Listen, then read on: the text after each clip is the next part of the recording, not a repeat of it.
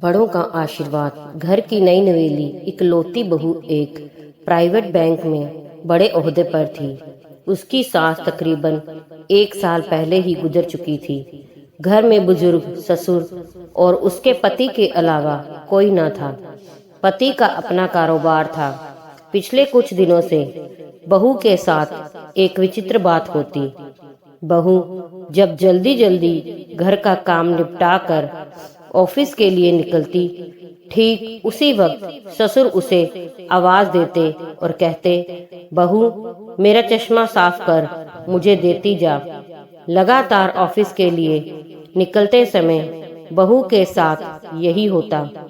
काम के दबाव और देर होने के कारण कभी कभी बहू मन ही मन झल्ला जाती, लेकिन फिर भी अपने ससुर को कुछ बोल नहीं पाती। जब बहू अपने ससुर के इस आदत से पूरी तरह ऊब गई तो उसने पूरे माजरे को अपने पति के साथ साझा किया। पति को भी अपने पिता के इस व्यवहार पर बड़ा ताज्जुब हुआ, लेकिन उसने अपने पिता से कुछ नहीं कहा। पति ने अपनी पत्नी को सलाह दी कि तुम सुबह उठते के साथ ही पिताजी का चश्मा साफ करके उनके कमरे में रख दिया करो, फिर ये झमेला समाप्त हो जाएगा। अगले दिन बहू ने ऐसा ही किया और अपने ससुर के चश्मे को सुबह ही अच्छी तरह साफ करके उनके कमरे में रखाई। लेकिन फिर भी उस दिन वही घटना पुनः हुई और ऑफिस के लिए निकलने से ठीक पहले ससुर ने अपनी बहू को बुलाकर उसे चश्मा साफ करने के लिए कहा। बहू गुस्से में लाल हो गई, लेकिन उसके पास कोई चारा नहीं था। बहू के लाख उपायों के बावजूद ससुर ने उसे सुबह ऑफिस जाते समय आवाज देना नहीं छोड़ा। धीरे धीरे समय बीतता गया और ऐसे ही कुछ वर्ष निकल गए। अब बहू पहले से कुछ बदल चुकी थी। धीरे धीरे उसने अपने ससुर की बातों को नज़रअंदाज करना शुरू कर दिया और फिर ऐसा भी वक्त चला आया जब बहू अपने ससुर को बिल्कुल अनसुना करने लगी। ससुर के कुछ बोलने पर वह कोई प्रतिक्रिया नहीं देती और बिल्कुल खामोशी से अपने काम में मस्त रहती। गुजरते वक्त के साथ ही एक दिन बेचारे बुजुर्ग ससुर भी गुजर गए। समय का पहिया कहाँ रुकने वाला था, वो घूमता रहा। छुट्टी का एक दिन था। अचानक बहू के मन में घर की साफ सफाई का ख्याल आया।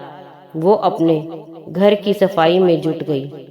तभी सफाई के दौरान मृत ससुर की डायरी उसके हाथ लग गई।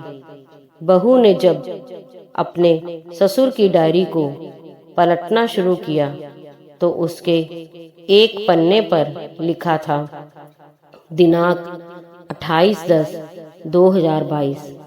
आज के इस भागदौड़ और बेहद तनाव व संघर्ष भरी जिंदगी में घर से निकलते समय बच्चे अक्सर बड़ों का आशीर्वाद लेना भूल जाते हैं, जबकि बुजुर्गों का यही आशीर्वाद मुश्किल समय में उनके लिए ढाल का काम करता है।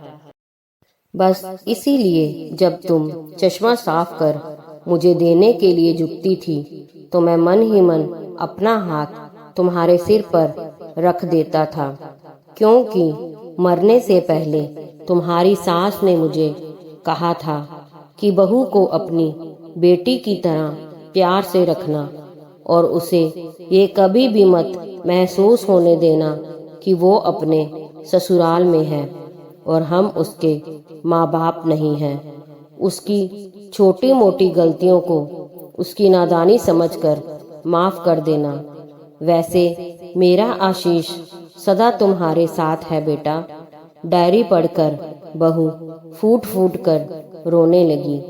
आज उसके ससुर को गुजरे ठीक 2 साल से ज्यादा समय बीत चुका है, लेकिन फिर भी वो रोज घर से बाहर निकलते समय अपने ससुर का चश्मा साफ कर उनके टेबल पर रख दिया करती है। उनके अनदेखे हाथ से मिले आशीष की लालसा में जीवन में हम रिश्तों का महत्व महसूस नहीं करते हैं, चाहे वो किसी से भी हो, कैसे भी हो। और जब तक महसूस करते हैं तब तक वह हमसे बहुत दूर जा चुके होते हैं। रिश्तों के महत्व को समझें और उनको सहेज कर रखें। दोस्तों, अगर कहानी पसंद आई हो तो लाइक, सब्सक्राइब, शेयर जरूर कीजिए।